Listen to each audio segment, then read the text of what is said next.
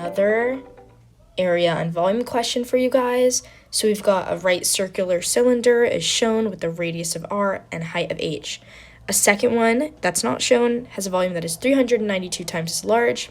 So we're trying to find terms of r and h in terms of capital R and h. So the thing you need to know is the volume of a circular cylinder is pi r squared h.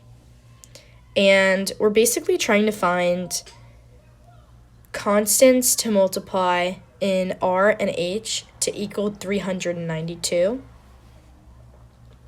which is cylinder 2. So I'm going to write 392, cylinder 2, which is the one that's not shown, is equal to 392 times the volume equation, which we just wrote out, just to kind of get it and to kind of conceptualize this. So then we're going to write out the actual equation, so 392 times pi r squared times height. So what can we plug in for r and h to multiply to equal 392? And you can kind of ignore the pi for this question, just because pi is in both equations, so it can kind of be canceled out. And it's a constant. So we're trying to find constants that equal 392 when plugged into our volume equation. So we're going to go over every answer choice here just to help you guys know what's wrong and why it's wrong. So we're going to start with trying option B, and we're going to plug in 8r. So that's going to be pi times 8r squared, and then 49 height. So what we're going to do is we're going to make sure to square the 8 because we're also squaring the r, which it seems I did not write here. Oops.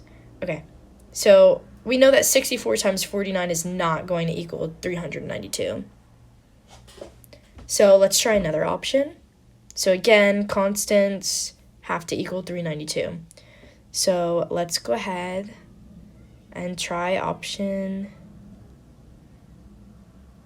D. So we don't have to write all this out, but just know that you have to square the 49 because you're squaring r. So for every option, the r is going to be squared, so the constant for that's going to be squared, and that's going to be too big.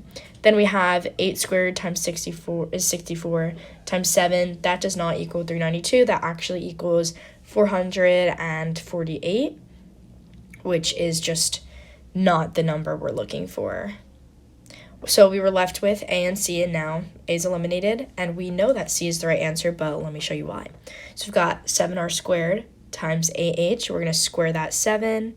So it's 49r squared times AH. So 8 times 49 is equal to 392.